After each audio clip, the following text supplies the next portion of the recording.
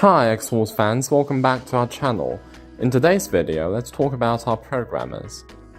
It's been 9 years since our first super programmer VVDI Prog was launched. Its powerful data reading and writing capabilities have been widely praised by automobile locksmiths. However, as the functional requirements continue to rise to accommodate increasing car models, and the VVDI Prog upgrade cannot fully meet these needs due to hardware limitations, we carefully developed and launched the second generation Multiprog, whose functions have been greatly upgraded, even more powerful. Newly added support for ECU reading, writing and clone, TCU reading, writing and clone, vehicle engine data calculation and processing, and automated chip batch programming. And it supports verification. Well, now let's go through what's in the box. You'll first see an instruction manual. Next is Multiprog. Here is the IC locking holder, used to lock the chip holder and read the chip. This is magnetic shield, which uses a magnetic design and can be quickly removed to replace other types of adapter boards. Next are touchscreen and status indicator. It will indicate power and the working status. The red button on the side is the power switch. There are abundant interfaces at the back, including a power socket, PE grounding plug, ISP ECU DOIP interface, reserved automation programming interface, RJ45 network port, USB-A interface, and USB interface.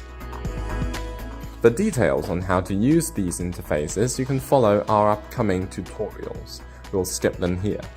There is also a box of accessories coming with the device. Open it and you will see a large package of cables.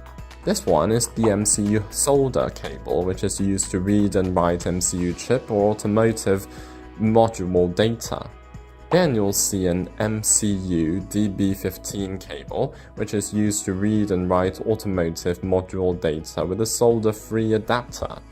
This one is an ECU solder cable that's used to read and write ECU and other module data. Then here is an ECU DB15 cable, which is used to read and write ECU and other module data with a solder-free adapter. This one is an OBD cable. With it, we can connect the vehicle OBD port and the device to directly read and write ECU and other module data. There is also a USB cable and 220-volt power cord. The last one is a USB Wi-Fi network card. Open the next package. You'll see ECU cable plugs in it, which are compatible with various types of ECUs and facilitate the connection of ECU pins. This is the power adapter. Then you'll see two adapter boards.